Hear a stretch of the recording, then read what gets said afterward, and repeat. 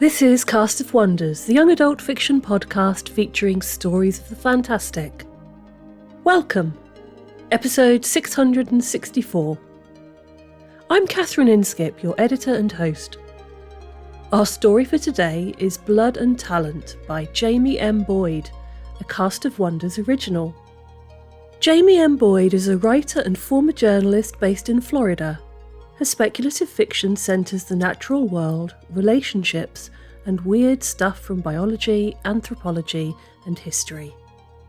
Her short fiction has appeared or is forthcoming in Strange Horizons, Heartline Spec, Cast of Wonders, Shoreline of Infinity, James Gunn's Ad Astra, Mysterion, Lunar Station Quarterly, and other anthologies of science fiction and fantasy. As a newspaper reporter, she wrote for the St. Petersburg Times and the South Florida Sun-Sentinel, where she won awards for feature, religion and education reporting, and was part of the breaking news staff twice named finalist for the Pulitzer Prize. When she isn't writing, Jamie loves exploring nature and travelling to wild new places with her family. She lives in Fort Lauderdale with her husband and 3 children. She blogs monthly here about books and writing. You can also follow her on Blue Sky at Jamie Boyd. She blogs monthly about books and writing. You can also follow her on Blue Sky at Jamie Boyd. This story is narrated by Deshawn Payton. Deshawn Payton, also known as Boutro McFly, was created in a lab 40,000 years ago by the Anunnaki for the express purposes of being a substitute voice for Enki, who was at the time suffering through a cold that gave him a sore throat. Once his purpose was fulfilled, he was sealed away with a spell and only allowed to reincarnate every 1,500 years, with the express goal of creation through the arts of music and crafting. He currently creates content under the name Mr. Bass Voice and is available to narrate your dreams in real time. This story comes with content notes for injury, violence, historical racism, domestic violence, and death. And now, we've a tale to tell.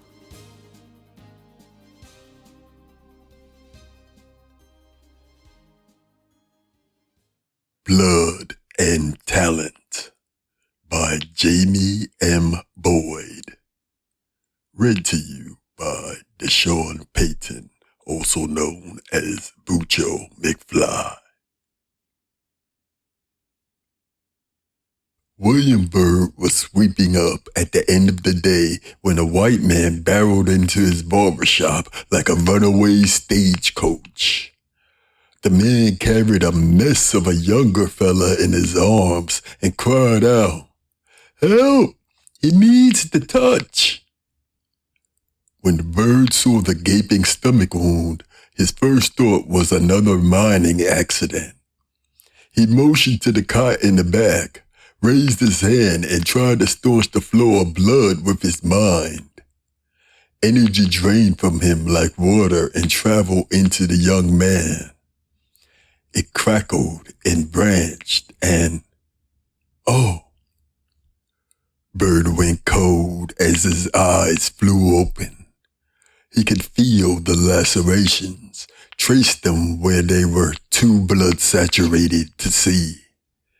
And this was no gash made from explosives. It had been inflicted by magic. "What happened?" he asked. "I'm not sure. Maybe an animal got him?" the man replied in an Irish accent. "He's me son. Me younger boy found him outside and came screaming for help."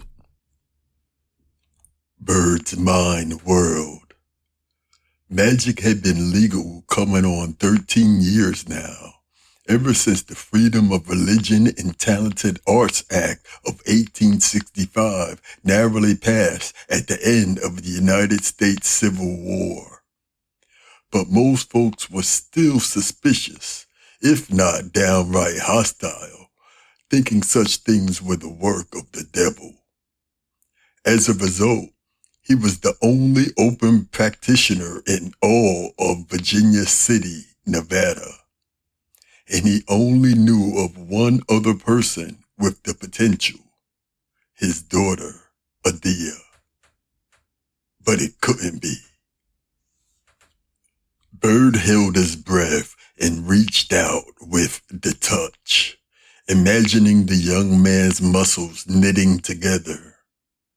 As he did, he glanced at the patient's long, slack face, then down at his jaunty red boots. Recognition struck.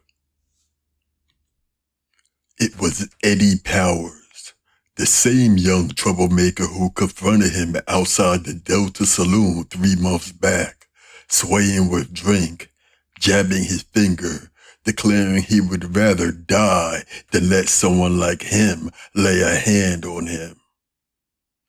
At the time, Bird didn't know if Powers was offended by the color of his skin, his magic, or both. Once Eddie started to caress the gun at his hip, Bird had it stuck around to find out. Now Bird hesitated, and the young man's wound gushed anew. Why'd you stop? The father yelled. He's dying. He once made it clear he don't like my type. If he survives, he might come hunting for me. The father hesitated. If he survives, I'll get you an apology. In the meantime, I'm the one paying, so save him. Bird frowned. He didn't like being ordered around, but his conscience required he act. He nodded. An hour passed then. As he worked his magic, Eddie's little brother crept into the shop, face pale as he clung to his father's side. When he finished, Bird fell back limply in a chair. Will he be okay? The little brother asked in a voice even smaller than he was. He looked about 7. Bird rubbed his jaw. He didn't want to scare the boy, but Eddie's father needed his truth. Hard to know. I did everything I could, but he's in a bad way. Now that he's stable, you can take him to St. Mary's. The father snorted. At $20 a week? Why do you think I come here? Then he groaned and put his head in his hand. I must be cursed. First Makora dies, and now this. At least she didn't have to witness her elder son. Well, I've never seen anything like it. The safe thing would be for Bird to nod and agree. So he did. But he'd always been a terrible liar.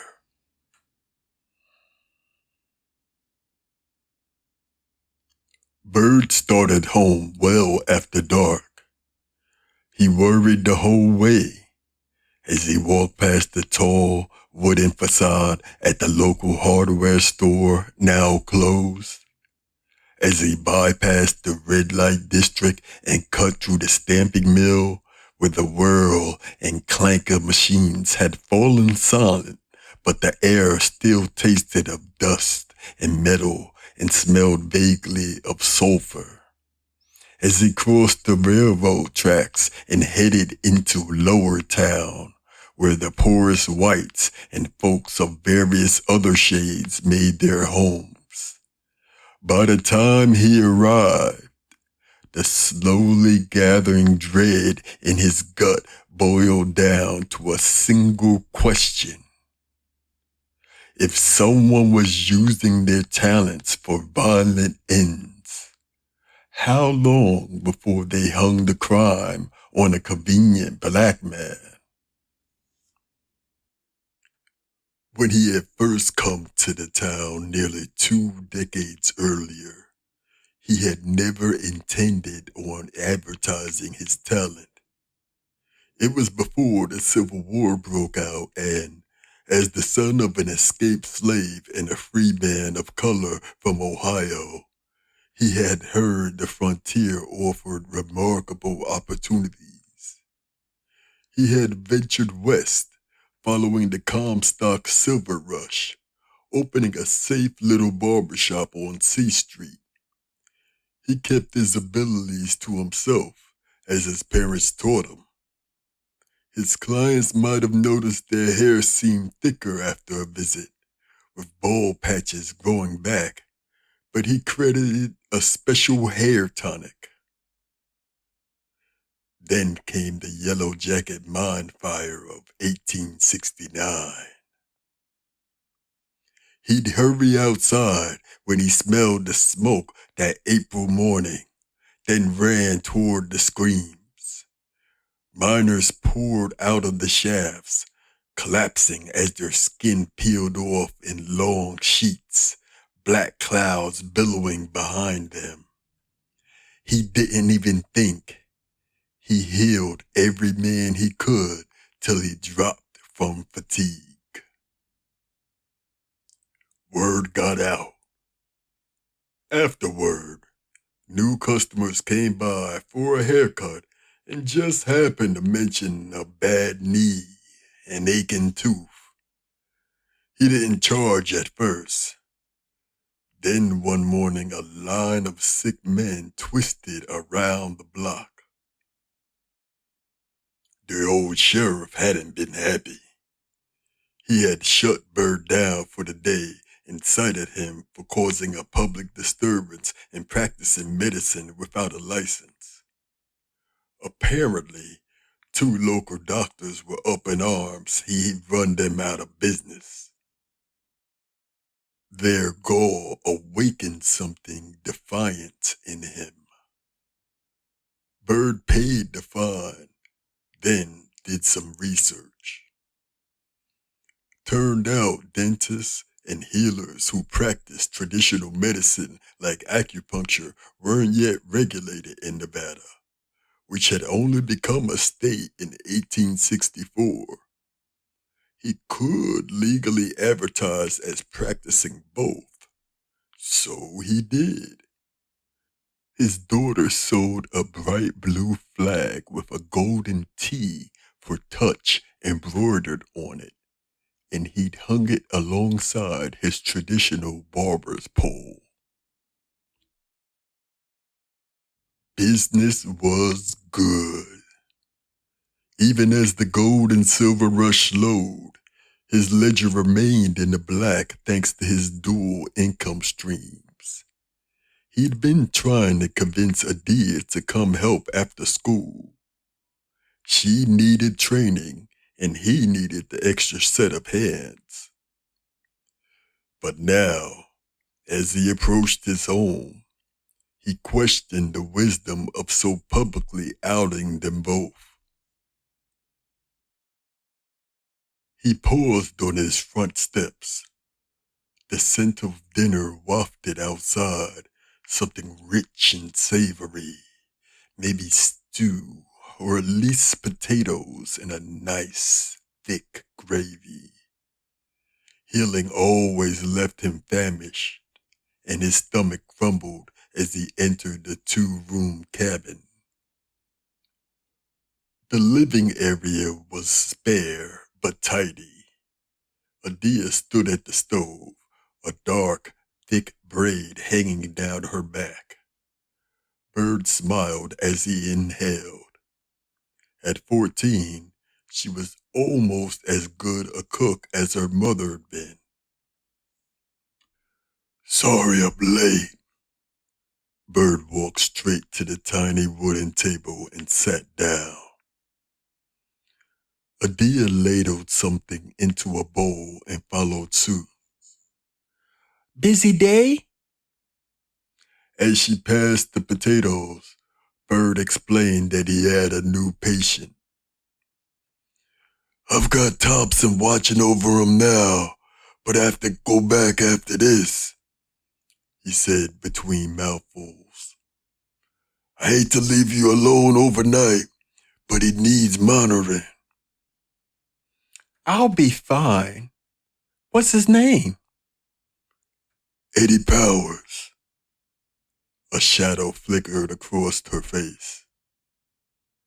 This quiet grew in Bird's chest, and an old memory uncoiled. A dead stray cat is injury so much like Eddie's, but he kept his tone light. You know him?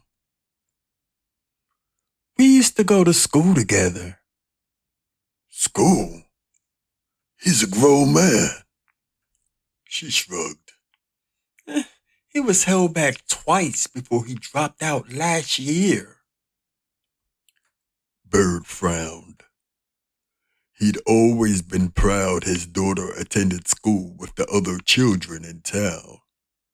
Most white folks around these parts, a mix of Union loyalists and dirt poor immigrants who lack families, were more interested in building their fortunes than policing racial divisions. Nevertheless, he and the other black residents in Virginia City had to push hard to get the school integrated, including contributing a significant sum to the building's construction and lining more than a few politicians' pockets. Still, Bird had always assumed Adia attended class with students her age. She sighed. Poor Ben. He'll be so upset. Bird recalled the haunted-looking younger brother who came to see Eddie. He's a nice boy. Gentle. Maybe 9 years old? Adia continued. Nothing like Eddie. He's pure trouble. Bird's eyebrows rose. It wasn't like Adia to be so blunt. And those injuries. Anyone who had the power to bind flesh together could also rip it apart. Did something happen? Did Eddie try to hurt you? Because if you defended yourself, no one would blame you. She scowled. What are you talking about? Eddie's injuries. They're from the touch. You think I hurt him? His response came slow and halting, like an old mine cage creaking its way toward daylight. Of course not. But the wounds, they look just like when you... She shrunk away. That was an accident. And it was years ago, right after Ma died. Her expression called him a traitor for even bringing it up. Look, I remember how hard it was to control when I was your age. And you won't let me teach you anything to make it easier. Stop. She pushed away from the table. I don't want these powers. That's why I won't let you train me. I never do something like that. She stalked toward the small ladder that led to her bed in the attic loft. I know you wouldn't, not unless you had to. She whirled. No, I'd never hurt someone or something ever again, no matter what. Her hand shook. Her chest heaved. Her power crackled in the air. Okay, I'm sorry. He used the voice he normally reserved for spooked horses. She glowered and climbed the rungs. Then she crawled into bed fully clothed and pulled the covers over her head. Her voice muffled. Go away. We should talk about this. Your patient needs you. Bird hated that she was right. Once he healed someone, the threads he wove lingered for days, sometimes weeks, connecting them on a deeper level, warning him when something was wrong. And they tugged at him now, had been tugging for some time. Fine, I'll be back as soon as I can. You'll be all right? Silence. Lock up after I go. You know where the shotgun is. Nothing. I love you. Bird spent that night and most of the next day tending his patient. But the young man didn't improve. The wounds Bird fused kept breaking apart. Then Eddie spiked the fever. When Bird woke the second morning on the floor next to Eddie's cot, he knew. He jumped up and checked Eddie's pulse, but it was too late. Bird staggered out of the back room, past the row of swivel chairs to the front of his shop, glaring accusingly at his reflection in the wall of mirrors. He'd lost several pounds for all his failed efforts. The bell on his shop door jangled. He glanced out the window at the bleary morning dawn. Maybe it was Adia coming to bring him breakfast and patch things up before school. His spirits lifted as he rushed toward the door. The figure standing outside was petite and female, but by the time he threw open the lock, he recognized his mistake. Good morning, Investigator Farine. Good morning, Mr. Bird. May I please come in? A woman detective would normally be unheard of in these parts, but Investigator Rose Farine was the only daughter of the town's beloved and aging sheriff, who also installed his 6 sons as deputies and jailers. How are you and the patient? She asked, long skirts swishing as she entered. He swallowed hard. I'm afraid Mr. Powers just passed away. She frowned. Oh, I'm sorry to hear that. I learned of his injuries late yesterday. I'd hoped he had improved so I could talk to him. I'm sorry too. A prickling sensation traveled up his spine as she studied him with a frankness he was unaccustomed to in a woman, particularly a pretty blonde in her 20s. There was something uncanny about her. I hope it wouldn't be too crass to ask after the nature of Mr. Powers' wounds, she said. I've already spoken with his family. Please, see for yourself. He guided her over to the body, debating how much to volunteer.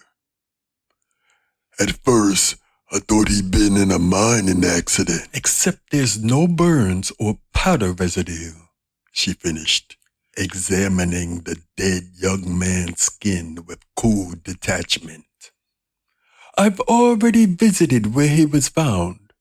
No sign of any sort of explosion or gunfight either.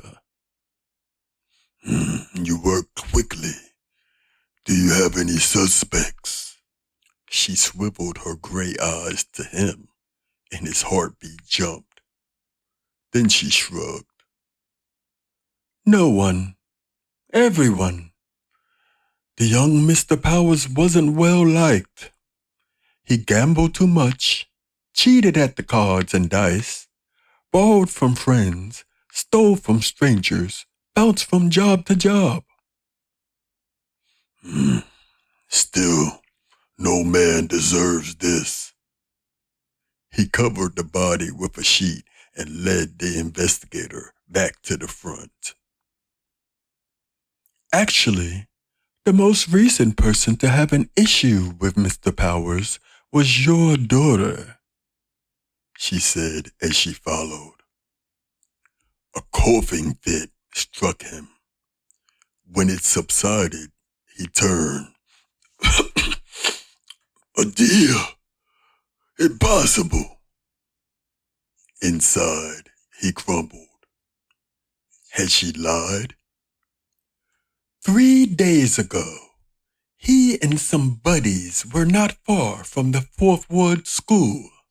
She and her friends were walking home, and he called after them using inappropriate language. She walked right up to him and slapped him across the face. Bird grimaced. Back east, slapping a white man could get a young girl in serious trouble. But he nodded slowly. Good. Surprise flickered across Investigator Fareen's features. I taught her to stand up for herself, to not accept that kind of behavior from any man. I see. And if you're implying that makes her responsible for his death, that's the biggest load of horse shit I ever heard. Miss Fareen blushed. I'd agree, except... Her voice dropped almost too soft to hear. We both know those wounds weren't made by any traditional weapon. He faltered. The heat on his neck rose up his face, crawled down his back. So, I'm the only open magic practitioner in this town. Are you saying I'm a suspect? The touch runs in families, which makes you and your daughter my prime persons of interest, whether I like it or not. And, for the record, I don't like it. I need more information. Can you give it to me? A suspicion itched at the back of his mind. He glanced out his shop window, where morning light ripened and townsfolk stirred. Townsfolk, perhaps, with something to hide. You want to know if there are any secret practitioners? She smiled sweetly. Exactly. He supposed she was right. Other settlers likely had talent and simply hid it out of caution or shame, and not just those with the touch. Some with the ear could hear people's most secret thoughts. Others with sight could sense the future. In the old days, those types were run out of town, or worse, based on others' fears or jealousies. The Wild West will be the perfect place for them to start fresh. Still, Bird bristled. You realize the danger in that question? I do. I doubt that. You've never had to listen to your parents talk about... He stopped himself as his voice shook.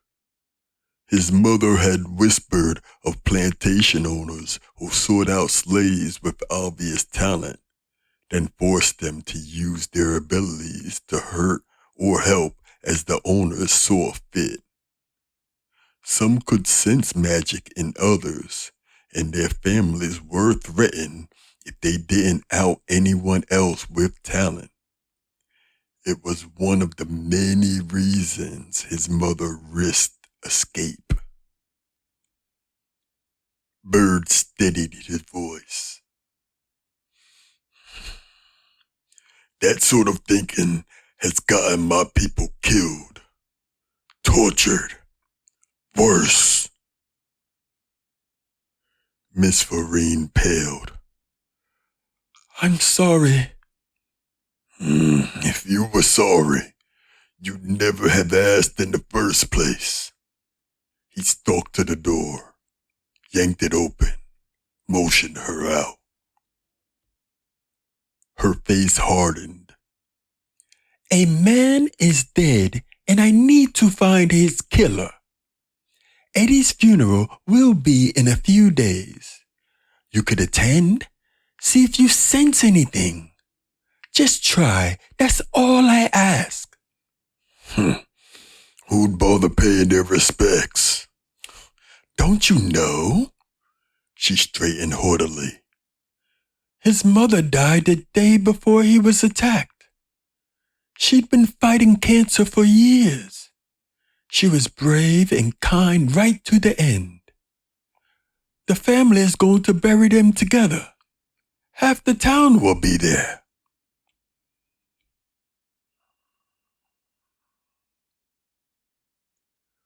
The wind whipped across the ridge and through the crowd gathered at the Silver Terrace Cemetery that Saturday. 2 caskets lay side by side on the Powers family plot, fenced by ornate iron fretwork and dry scrub brush. The priest's eulogy washed over Bird. His stomach roiled as he doubted whether he could do as Investigator Farine demanded. Most people who had the touch didn't have any other talent. The fact he was an exception didn't help much either. His mother, a midwife with the touch, had taught him everything she knew about healing. But his father, who had the ear, had offered only one lesson. Son, being able to listen to folks' thoughts is a fast train to heartache and insanity. Best not ride at all. The troubled man had showed him how to build a wall around those powers and shut the noise out. Bird had been holding up that wall for almost 4 decades now, and he wasn't sure how to let it down. It was like unclenching a fist so numb it didn't exist anymore. He tried anyway.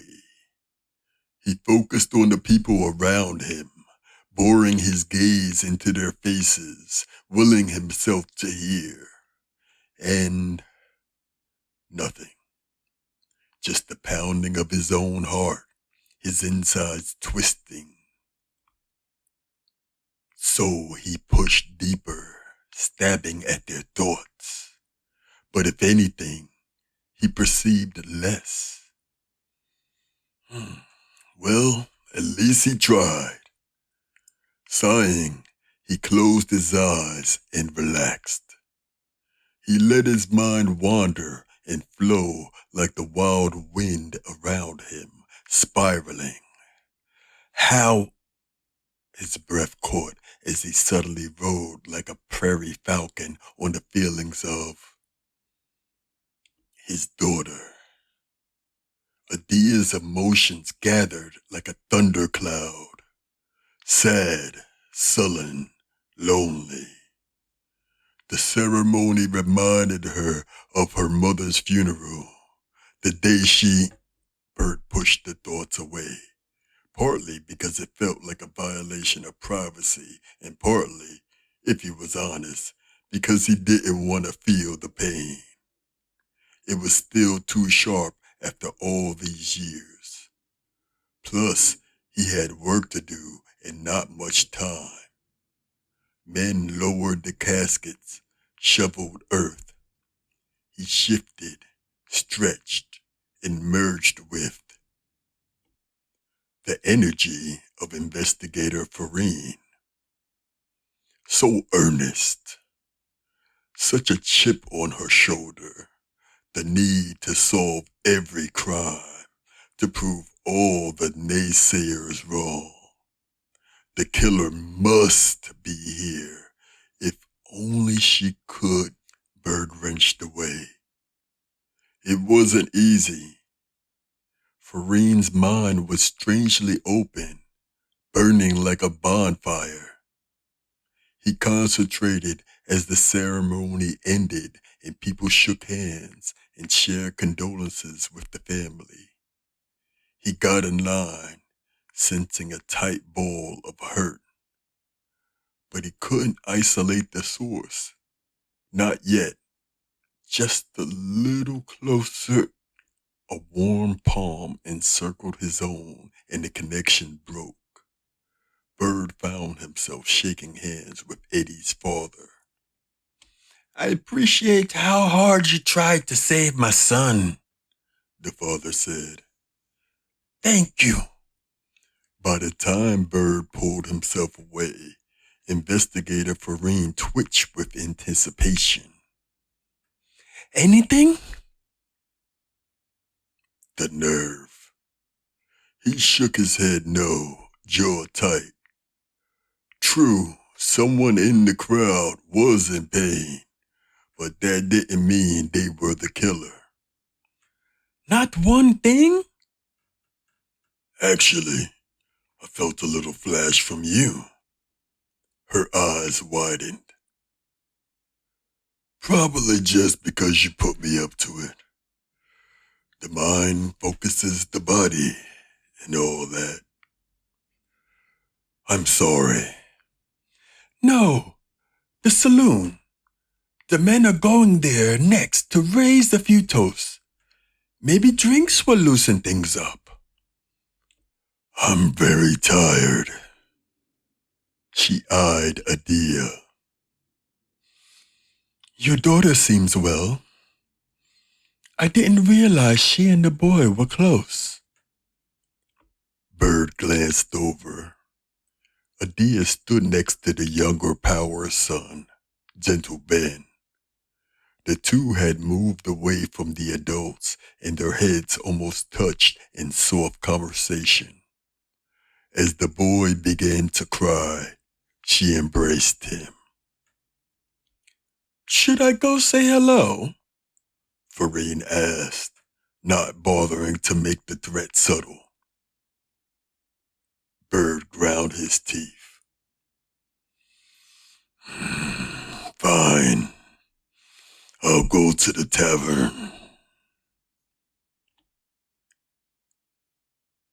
Bird returned from the Delta Saloon no wiser for 4 hours and a whole $1 wasted on whiskey. It was late, and his house sat cloaked in darkness as he opened the front door. Dad, we need to talk. His eyes took a few seconds to find his daughter sitting in a rocking chair in a shadowed corner. What is it, sweetheart? I want to start working at the shop after school. I want you to train me. He'd been trying to convince her for over a year. He should be happy, but something was wrong. What changed your mind? He walked across the room, knelt, and took her hand in his. She snatched it away. Her brow furrowed as she turned up the kerosene lamp on the table beside her. Also, could I bring a friend? Maybe Ben could help too. Ben? He's worried. His family is still in a lot of debt because his mother's medical bills, and now they also owe you for trying to help Eddie. Maybe Ben could work it off? Bird relaxed. Oh, honey, that's thoughtful. But Ben's father probably needs his help in delivery right now. But Ben needs training. Your training. Bird froze. Slowly, understanding fissured through his mind. He has the touch. Please, he's scared. He doesn't want to hurt anyone. She stopped, but Bird heard the unspoken word anyway. Again. He didn't want to hurt anyone again. My God. You have to promise not to tell. Like hell. I will do no such thing, young lady. Her face twisted. You said if Eddie attacked me, I had a right to defend myself. You said I wasn't to blame, and neither is Ben. What happened? It started with his mother. Lord Almighty, he killed her too? What? No, of course not.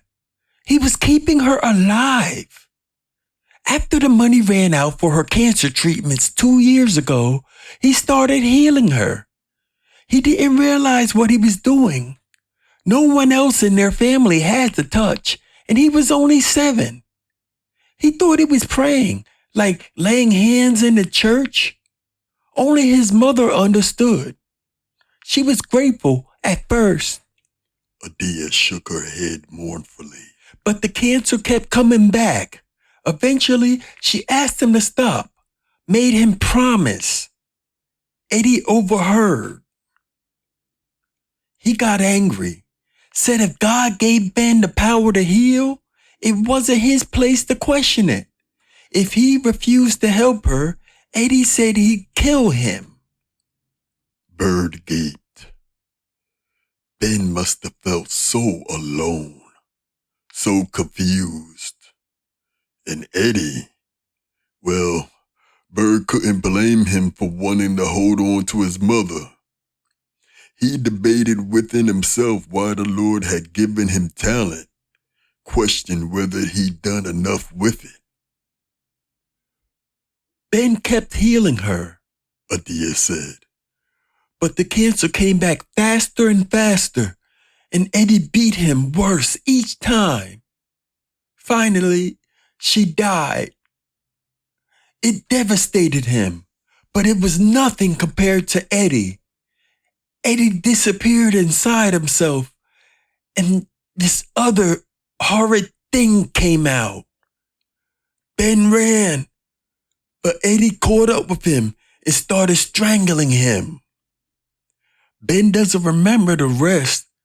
He blacked out. When he woke, Eddie was half dead. He feels awful, Dad. Guilty for his brother and his mother. But he's also scared of going to jail, of hurting someone else by mistake. And I'm afraid he might turn it on himself. Bird's skin crawled. His heart protested. He reached for Adia and, this time, she fell into his arms. You're right, he said. We'll help. Investigator Farine came into the barbershop a few days later. It was after school, and Adia and Ben were in the back straightening up. Bird had just finished the hot shave. Good afternoon, Mr. Bird, she said, then lowered her voice. I wanted to check in. We never spoke about whether you sense anything at the tavern. The saloon? He had plumb forgot. Oh, that. No, nothing there. But elsewhere? Hellfire. He couldn't keep a secret to save his life. As he debated how to respond, Adia and Ben came from the back and walked over to a roll-top desk where he showed them how to keep his books. Miss Farine's eyes lit with more questions. He had to distract her. Actually, yes. I've been thinking about something else. Quite the surprising development. Her attention swiveled. Yes? It was just a suspicion, but maybe he could bluff his way through. The flash I felt from you during the funeral. Your emotion struck me so strongly. almost like you had your own talent. He lowered his voice. You have the nose, don't you? She stiffened, stepped back. He smiled. I imagine it helps you sniff out when people are lying, like the day you questioned me. You must have been testing how I felt about Eddie's death, if I was guilty or suspected my daughter was. So, it stands reason you know I'm innocent, and that she is too. She flushed. We can keep this between us, but why the games? Why ask for my help if you have your own gifts? She thrust out her chest as if to deny it. Then she deflated, looking annoyed. It's not very reliable. I can smell if someone's lying or upset, rarely more, except with you. Must be all of your healing makes you a veritable bouquet. Her gaze wandered. When did you take on the powers, boy? I've been meaning to talk to him again. There's something... He worked to steady his pulse. Stick to the truth. She couldn't detect a lie in the truth. Oh, I needed some extra help. He's a good boy, and he's been through so much. He planned to take Ben's training slow, considering the ordeal he suffered. When the shop closed, he'd start with breathing exercises. Then he'd teach them both to distinguish between healthy tissue and the spongy rot of illness. They both had blunt power. What they needed was technique. Fareen's nostrils flared. You're hiding something. Damnation. She was right. She'd figure it out eventually. And when she did, she'd be furious he'd tricked her. She'd traumatize the boy with more questions, maybe even imprison him. When the townsfolk learned the truth, things could get out of hand. But perhaps there was another path, a way to use her talent and his to avoid that fate. At the funeral, he'd read people's thoughts and emotions. Could it work in the opposite direction? She just confessed she could sense more from him than others, so maybe... He gripped her arm.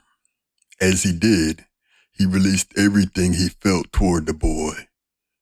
Anguish, admiration, sorrow, affection, along with mental images of what had happened. She staggered as they hit her. He let them sink in, then said, Mr. Powers and his son need to heal. They're all each other has left. Do you understand? Her mouth hung open. She stared. I'm gonna watch over Ben. Make sure he has the training he needs, he said. Slowly she whispered. You're sure it was self-defense? Positive. I've healed him some. He was in a lot of pain. Still is. But we have a connection now. She wavered. Please, Investigator Fareen. I'll keep him safe. Keep us all safe, if you'll allow me. She nodded hesitantly. Wonderful. He guided her to the exit. Wait. Before he could stop her, she strode over to Ben and dropped to one knee. Hello, Ben. Do you remember me? I'm Investigator Fareen. Ben's eyes widened. She smiled gently. Don't worry. You're not in trouble. You've been through a lot lately, and I want to be your friend. It is my job to protect people. So if you have any more problems, Don't try to solve them alone. You go to Mr. Bird or me and we'll help. Understand? Ben nodded uneasily. Farine squeezed the boy's shoulder, then walked back to Bird. Now, don't you think I've gone soft? She muttered. I'll be checking in, often. And if I'm not convinced... Yes, I'd expect nothing less. He tried to appear admonished. We all thank you very much. She raised her chin. Of course you do. Good day, Mr. Bird. As she left the shop and sallied down the street, something inside him slowly relaxed. Behind him rang the music of the children's voices and the swish of the broom. Closing time. Smiling, he shut the door. Then he locked it for good measure. All right, he said, turning to his new pupils. Let's begin. Families. Those ties can make us or break us, can't they? This story showcases so many different aspects of that particular double-edged sword. Two boys who love their mother, both unwilling to let go, turning their pain outwards in anger and inwards in futility. Two widowers who cannot keep their loved ones safe, one impoverished by circumstance, the other walking a narrow tightrope of trust, giving his skills to his wider community but knowing it could easily turn on him and the ones he loves most. And two daughters, given no option but to follow in their father's footsteps, carrying secrets that could damn them. Love and duty and the lit fuse of all those secrets. It makes me want to go and watch some Mike Leigh movies. But what I like most about this story is the space it gives for the characters to find their way through their troubles. Bird worries that his daughter might be responsible, but doesn't let it create misunderstanding. The inspector has the power to close the case and blame Bird or his daughter, but refuses the easy solution. Adia fears her own magic, but knows she can't avoid it forever. And Ben, poor Ben, chooses to open up to Adia, and from that gets the chance to forgive himself and let go of the pain. All the characters get enough breathing room to find the truth for themselves, in their own time, and to come together stronger by the end of it. Join us again soon.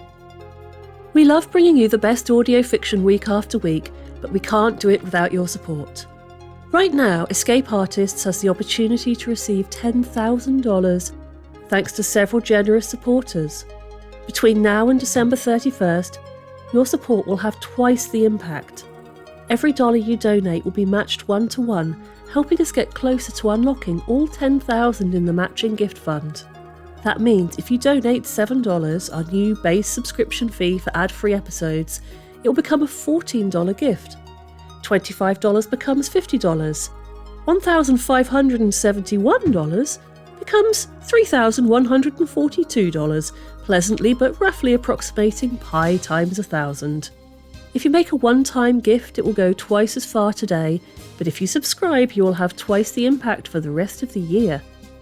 Monthly donations ensure we can plan ahead with a reliable income, which means we can publish more original stories, devote more time to editorial excellence, plan for the future, and more. Whether you're a new subscriber or a dedicated fan, thank you. We're so grateful you're part of this journey, and we couldn't do what we do without your incredible support. Thank you for helping us bring free and accessible audio fiction to audiences around the globe. You can join the discussion on the EA Discord and visit us on Blue Sky at castofwonders.org. Come say hello. Cast of Wonders is brought to you by Editor Catherine Inskip, Assistant Editors Alicia Caparaso and Amy Brennan, Associate Editors Rebecca Arn, Tanya Adelit, Kit Kalestone, Cup Jacob, Adri Joy, Becca Miles, Ray O, Samuel Poots, Emma Smales, Denise Sudell, Ella Naval, Bryn Yee and Angela Zazueta. Our audio producers are Jeremy Carter and Andrew Jack. Cast of Wonders is part of the Escape Artists Foundation, a 501c3 non-profit, and this episode is distributed under the Creative Commons Attribution Non-Commercial No Derivatives 4.0 International License. That means you can download or listen to the episode on any device you like, but you can't change it or sell it.